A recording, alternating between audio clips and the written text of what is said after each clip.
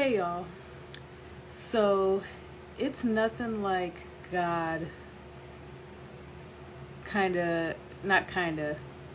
has confirmed that I needed to switch up the topic I planned on talking about today. It's something I've been something I've been thinking about for the past couple weeks now, and it was just it was confirmed in this this class for a course I finished up. And I was just like, okay, let's talk about this. And the topic is how I'm learning quite a bit about myself, and I'm no longer chasing worth. And it's one of those things that kind of crept up on me in some ways. I thought some of my issues were one thing, but they were another. And I got to a point where I knew that, certain areas of my life were just like, what's going on here? But I wasn't quite able to name the thing, right? I was just like, this is kind of not quite working for me. I'm kind of trying to get away from it. I was just like, okay. But within the last couple of weeks, I finally been able to name the thing, right? And the thing is how I am an achievement junkie. I'm an achievement junkie. There's a reason for it. And that has been the driving factor behind a lot of my choices in life, a lot of the ventures I've gotten into, pretty much almost everything I did as a kid. I was a little nerd. And as I got older, I started doing sports and things like that. And I was also even an athlete in adulthood. There we go. And it all boiled down to being an achievement junkie, which is still not even getting to the bottom of what that entails. But it's the idea of manufacturing and trying to control ways to be seen. And the thing is, quite a while back, sometime last year, I realized that I was a controlling person. And when I say that, we have a tendency to take a lot of these words that we hear now and kind of go off the deep end with what that means or entails for a person. So when we hear someone is controlling, we think of someone who is just like complete domestic violence freak, just someone who's probably like punching holes in the walls and just this, that, and the other. Which, interestingly, I did have anger issues as a kid and as a young adult, but that's neither here nor there. But when I say that I was a controlling person, what I was doing was, in order to get my needs met, I was oh my goodness, did you see that? In order to get my needs met, what I was doing was lying about my needs in various ways. I'd say, if someone canceled on me, if I was really looking forward to something, I'd say, it's I didn't care anyway. It's not that big a deal. I don't care. Or especially if I set a boundary already with people and they would break it and things like that, I would just kind of not say anything about it because I didn't want to ruffle feathers. In fact, that's actually one of my greatest fears has always been bothering people. And even now I struggle with it, bothering people. I'm always thinking, if I do this, it's going to bother someone. I don't want to bother people, right? And so being an achievement junkie is something that has kind of followed me all my life, and why I felt myself kind of shying away from certain things. For the longest time, being an athlete was I adopted it as my personality. And then had the nerve to get annoyed when people kind of only saw me in that vein. Like, really, girl? Okay. And one of the reasons why I did it. Now, I do like, I do consider myself an active person. I've always loved being active, but at the same time, part of my kind of realm of realization that's going on now is that I'm not actually a competitive person. Like, not really.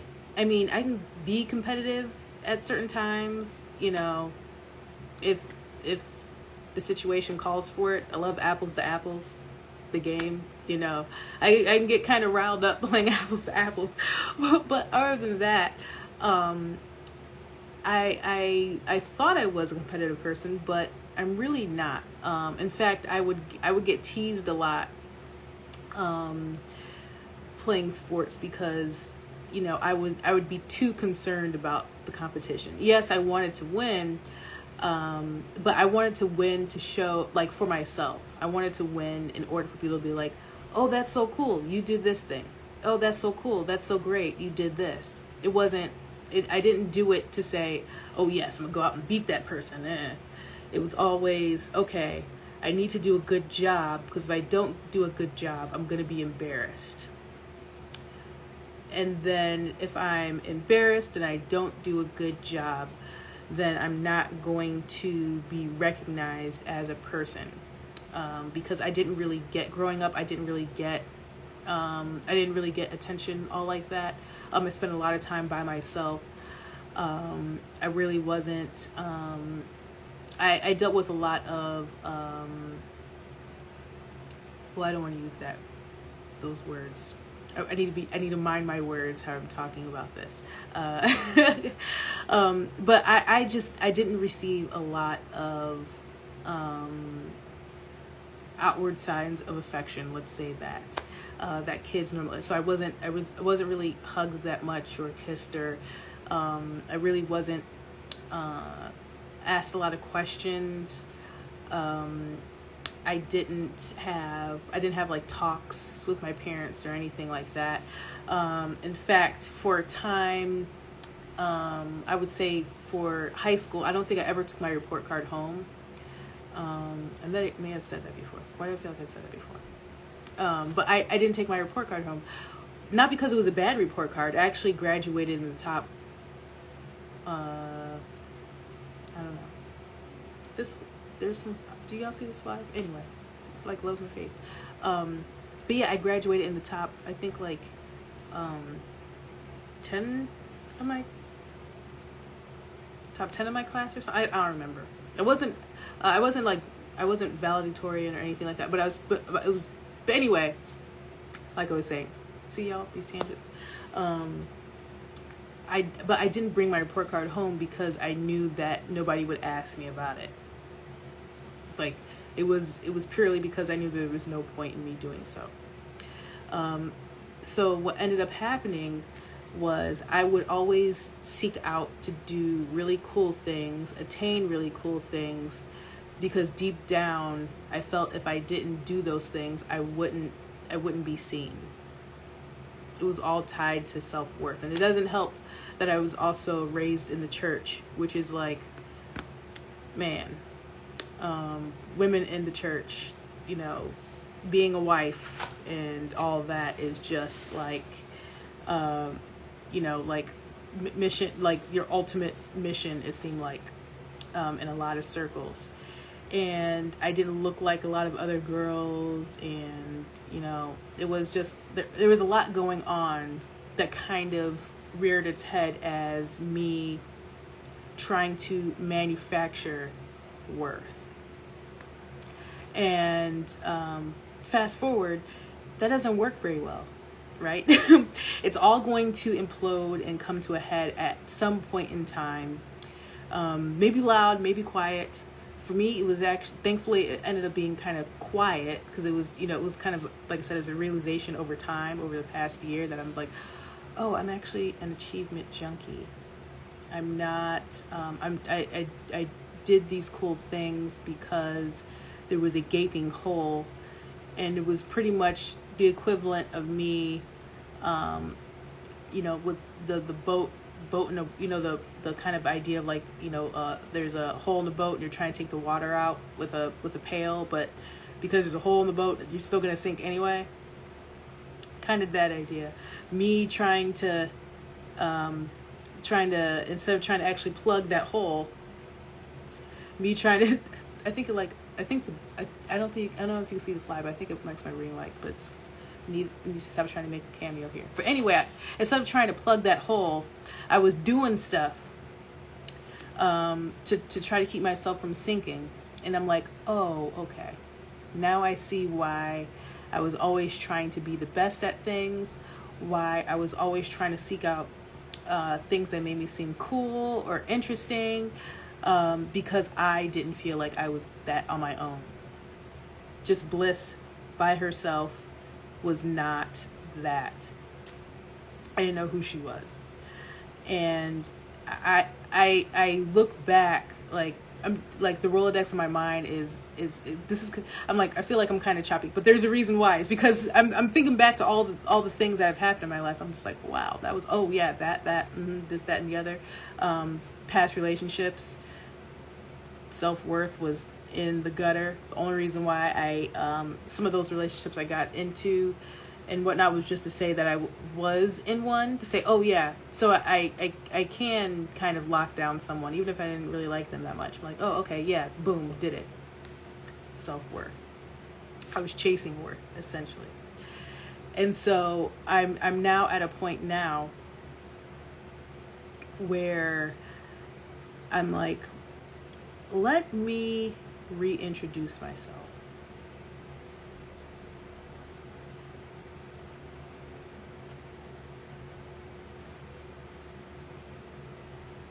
Let me reintroduce myself. Again, kind of. So, and I have this, I have this practice that I've had for quite some time, in which I write to myself at various ages. And I know it's a common, or I shouldn't say a common, but it is a healing practice to do so, writing to your past self or writing to other people. I first did it in therapy years ago. But I also have taken to writing to my older self. And then in addition to my younger self, right? And what I've been saying to both of myself, my younger self, is, hey, I know who we are now. And to my older self, it's, so what are we doing now that we know who we are?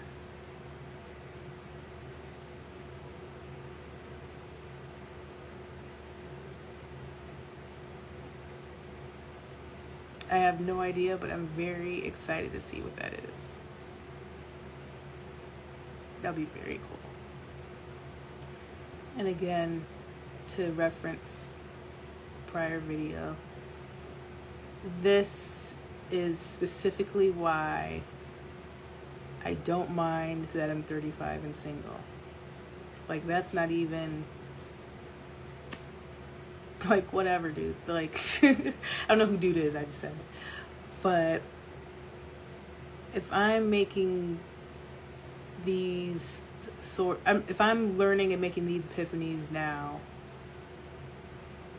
I am so grateful that I have the space to learn about myself in this way.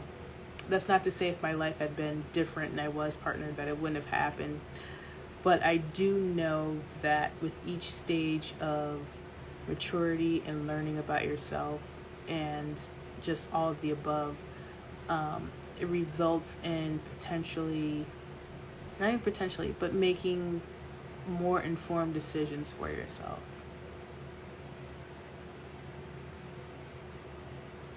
So that is where I am.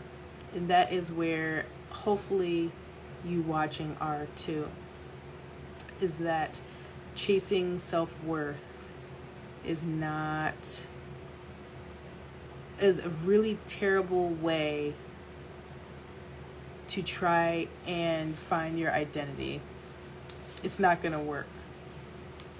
At most, people will just think that you did a cool thing. And that's not to say that I haven't done cool things, nor do I think it wasn't. I still think, as I mentioned, being a pro athlete and everything, and how that came about. That was actually specifically kind of what's the word I'm looking for? It happened because I needed to learn about myself. That is why I became one. Looking back, now that I know why that happened.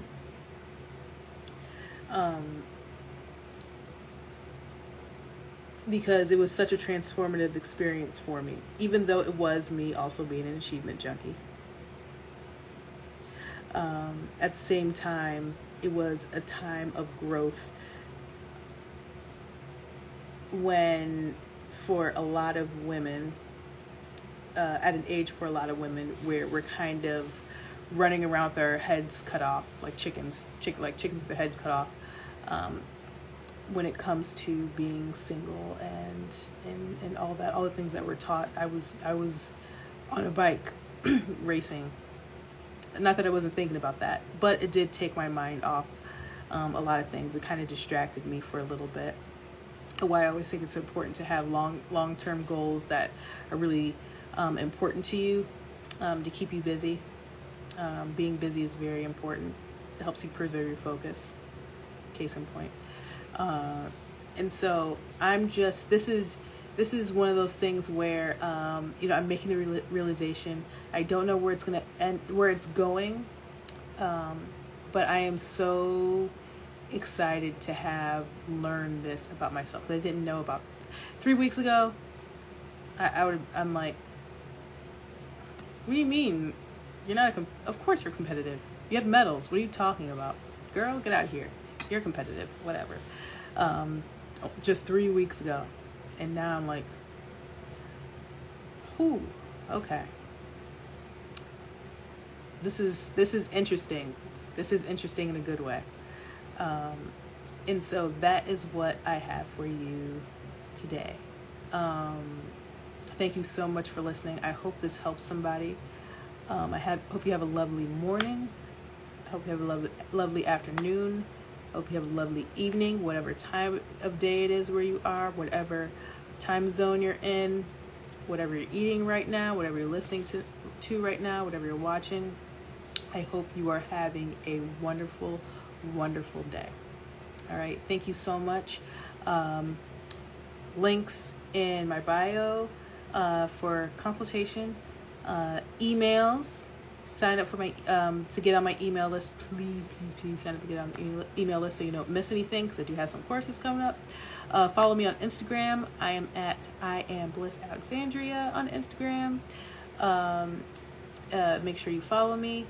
Make sure you subscribe. Make sure you, I don't know, just making up stuff at this point. But thank you so much for watching.